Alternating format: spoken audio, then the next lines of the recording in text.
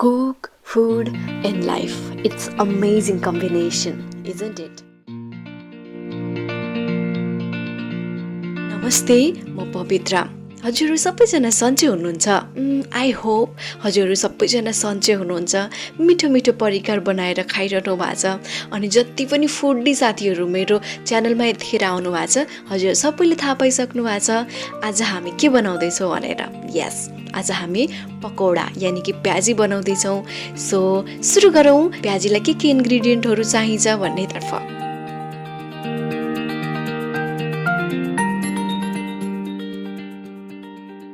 सबैभन्दा पहिले मैले गरम मसला लिएकी छु,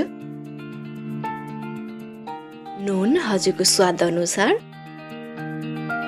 जिरा लिएको छु हाफ टीस्पुन, मलको पिठो लिएको छु 3 टीस्पुन जसले हाम्रो पकौडालाई क्रिस्पी बनाउनेछ। त्यसै गरी बेसनको पिठो छ 3 लार्ज टीस्पुन, बेसार हाफ टीस्पुन, कोरेको आलु 3टा सानो, काटेर राखेको धनिया, लामो लामो सेपमा काटेको प्याज र यसरी काटिएको 3वटा हरियो खुर्सानी।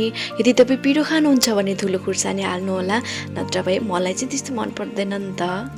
अब भने हामी एउटा भाँडा लिएर यो सम्पूर्ण इन्ग्रिडियन्टहरूलाई एकै ठाउँमा मिसाउने छौँ र आवश्यकता अनुसार हजुरले पानी मिसाउँदै मिक्स गर्न पनि सक्नुहुन्छ है।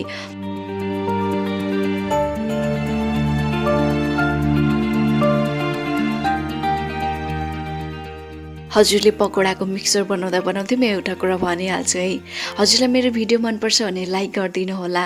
यस्ता चाहिँ कमी कमजोरी छन् भन्ने सोच्नु भएको छ भने मलाई कमेन्ट गरिदिनु होला। यति गरेपछि सब्सक्राइब त गर्नुहुन्छ नि पक्कै हैन? सब्सक्राइब गरिसकेपछि सब्सक्राइब बटनको छेउमा भएको घन्टी पनि दाबिरहनु होला, किनभने म अर्को भिडियो लिएर आउँदा हजुरको फोनमा पहिले आउँछु नि त।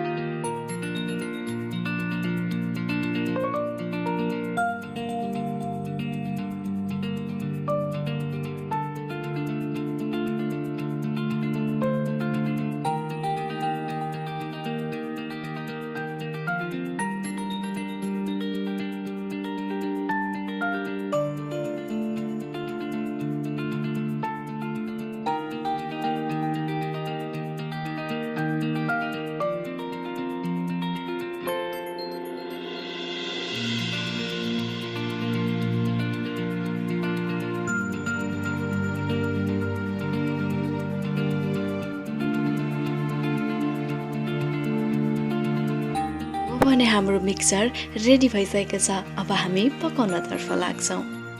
ग्यासको फ्लेम अन गर्नुहोस् र पकौडा पकाउनको लागि रेडी गर्नुभएको भाँडा जुन छ त्यसलाई बसाउनुहोस् र तातो हुनको लागि छोड्नुहोस्। त्यसै गरी हजुरले कुन कुकिङ ओइल प्रयोग गर्नुहुन्छ त्यसलाई भाँडामा हालेर तेल तातो हुनको लागि छोड्नुहोस्। तपाईँले तताएर रेडी गर्नुभएको तेलमा बनाउनु भएको मिक्सर हालेर ट्राई गर्नुहोस् तपाईँको तेल कतिको तातो भयो भनेर।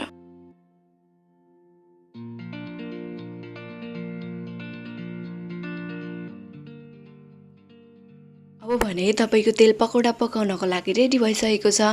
अब बिस्तारै बिस्तारै 4 देखि 5 वटासम्म पकौडा एकपल्टमा पकाउन सक्नुहुन्छ। र तपाईँले पकौडा पकाउँदाखेरि एउटा कुरा ध्यान दिनुहोला, ग्यासको फ्लेम जुन छ त्यसलाई हाई राख्नुहोला।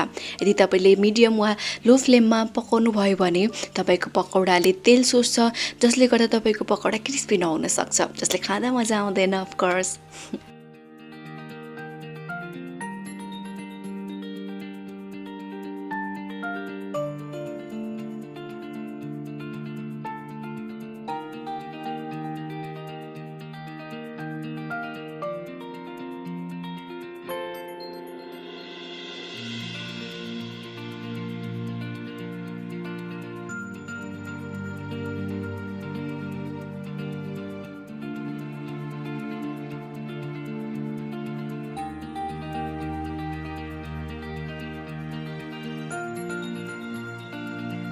अरे वाह, हेर्नुहोस् त पकौडा कस्तो क्रिस्पी भएको छ, हेर्दै खमखम लाग्ने। हजुरलाई त्यस्तो लागेन?